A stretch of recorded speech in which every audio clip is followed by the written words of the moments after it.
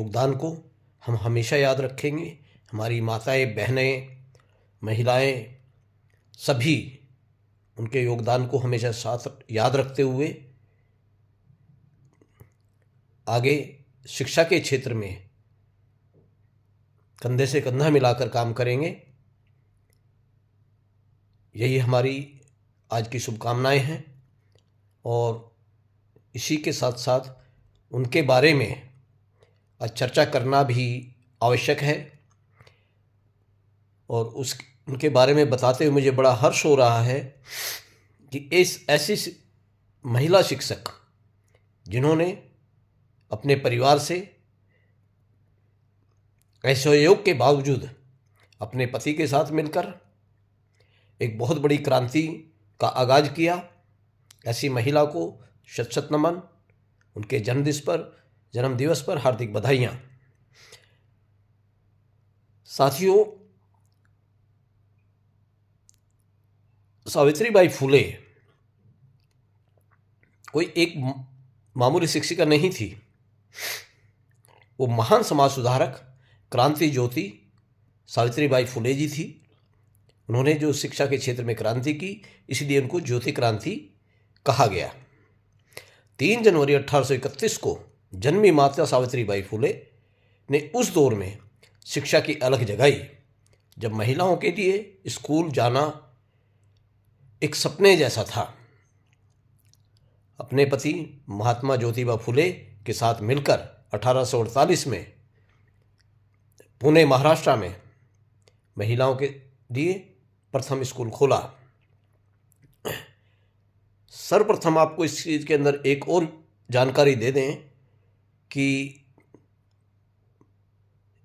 ज्योतिबा फुले महाराज ने उनको पारिवारिक असहयोग के बावजूद भी पढ़ा लिखाकर इसके लिए तैयार किया और उनको पहला महिला शिक्षा का दर्जा मिला।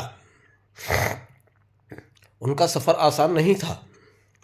वे पढ़ाने जाती थी तो कट्टरपंथी लोग उन पर गंदगी और पत्थर फेंकते थे, लेकिन वो थैले में एक दूसरी साड़ी लेकर जाती थी ताकि कपड़े बदलकर वो लड़कियों को शिक्षा दे सकें। साथ ही साथ इसमें एक चीज़ और जोड़ना चाहूँगा, ये जो कट्टरपंथी लोग थे जो उनका विरोध कर रहे थे, माता सावित्रीबाई फुले ने सर्वप्रथम उन्हीं की लड़कियों को ज्ञान देना शुरू किया उनके विरोध के बावजूद। और आज शिक्षा का स्तर हमारी महिलाओं के बीच में देखने योग्य है। पुरुषों के साथ कंधे से कंधा मिलाकर हर क्षेत्र में आगे बढ़ रही हैं। ऐसी महिला का, ऐसी शिक्षिका का, ऐसी समाज सेविका का हम हार्दिक अभिनंदन करते हैं। और जहाँ तक बात है सिर्फ सावित्रीबाई फुले जी की, वो केवल शिक्षा के क्षेत्र में ही नहीं बल्कि छुआछूत, बाल विवाह और सती प्रथा जैसी कुरीतियों के खिलाफ भी डटकर मुकाबला किया। आज जो महिलाएं और लड़कियां शिक्षित होकर हर क्षेत्र में आगे बढ़ रही हैं, उनका बहुत बड़ा योगदान है। मुस्लिम महिला फातिमा शेख, जो मुस्लिम समाज के अंदर पहली महिला शिक्षिका थी, उनका सहयोग भी काबिल तारीफ है। उनके भाई उस्मान शेख का भी इस संघर्ष में अतुल्य योगदान रहा है। शिक्षा के क्षेत्र में भुला देना आसान नहीं है।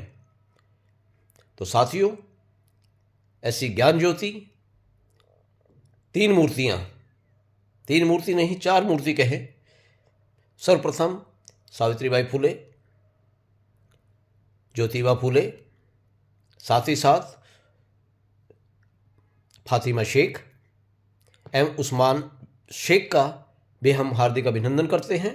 और इस समय पर हम उनको याद करके भावभीनी श्रद्धांजलि देते हैं और आशा करते हैं ऐसे लोग बार बार पैदा नहीं होते, लेकिन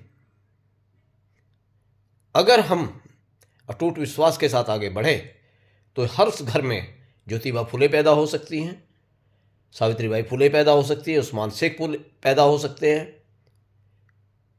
ऐसा कोई वो नहीं है, लेकिन जब क्रांति का आगाज होता है तो क्रांति के लिए हर घर से ऐसी महान मूर्तियां निकल सकती हैं। तो आप किसी दूसरे के बलबूते ना बैठकर ये पहल आप अपने घरों से करें। अन्याय के खिलाफ, छुआछूत के खिलाफ, अंधविश्वास के खिलाफ आप लड़ाई लड़ें।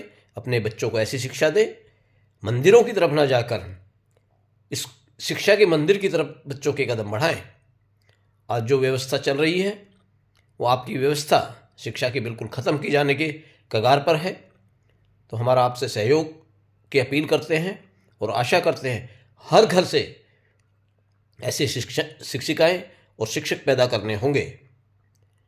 आज इस क्रांति के दौर में जिस प्रकार से अंग्रेजों के ज़माने में क्रांति हुई थी देश को आज़ाद कराने की, वही क्रांति की आज ज़रूरत है। आज शिक्षा की क्रांति की ज़रूरत है, क्योंकि आज फिर से कट्टरवादी लोग हावी हो रहे हैं, मनवादी लोग हावी हो रहे हैं।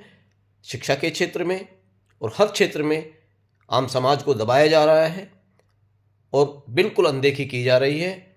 मेरी हाथ जोड़कर आपसे विनती है कि आप अपने बच्चों को अच्छी शिक्षा दें, अच्छे संस्कार दें और देश को आगे बढ़ाने में अपना पूर्ण सहयोग करें।